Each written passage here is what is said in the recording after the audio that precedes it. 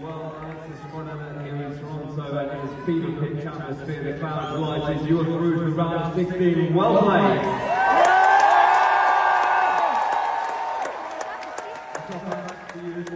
Struggling with your left ankle. Firstly, how are you doing? I'm okay. I think I survived all. It was so tough. I want to thank Katie for a great match, being a great sport. It's one of those matches that really could have gone either way. I think it was really down to details and a little bit of luck. So give her flowers, guys.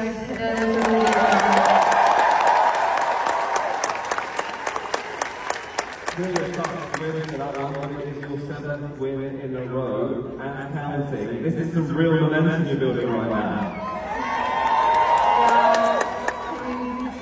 Like 2 weeks have been incredible for me. Just so many extreme emotions, and I'm doing my best to power through and be professional and do what I know how to do. And I mean, to play in front of you guys, it's amazing. So.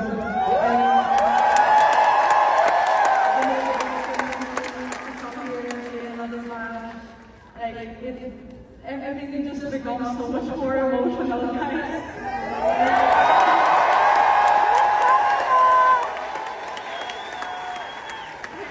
Someone in the crowd said like I wanted to be Filipino for tonight.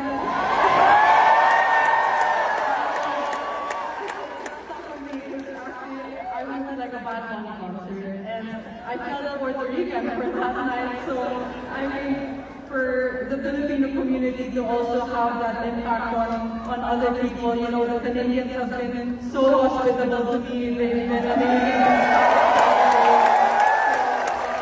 I really hope that the Canadians also get that feeling of hospitality. Sorry, from the Philippines.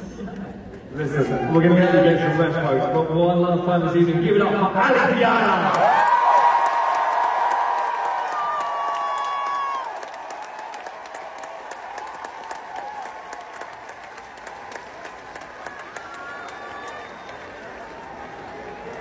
Ball squeeze.